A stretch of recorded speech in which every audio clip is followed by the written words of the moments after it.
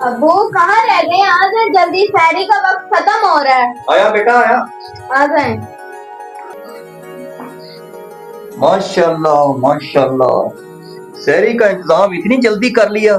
क्योंकि आज हम दोनों ने मिलके बनाई है सैरी। जी अबू, आज मैंने माही के साथ मिलकर सैरी बनाई है। अच्छा, बहुत मेहनत की है हमने। या परवरदिगार, तेरा शुक्र है तूने हमें इस काबिल समझा।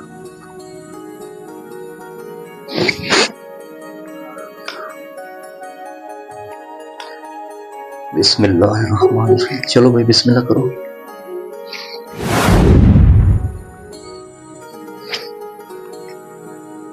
क्या हुआ अबू, खाना क्यों नहीं खा रहे? बेटा खाना मैं इसलिए नहीं खा रहा कि मुझे उनकी याद आई है हमसाए आबिद भाई की।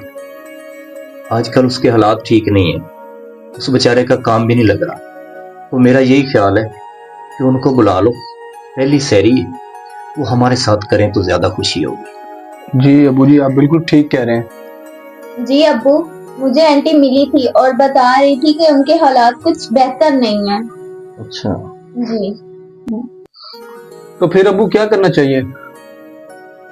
बेटा मेरा तो ये ख्याल है उनको बुला के ले आओ, सहरी मिलके कर लेंगे।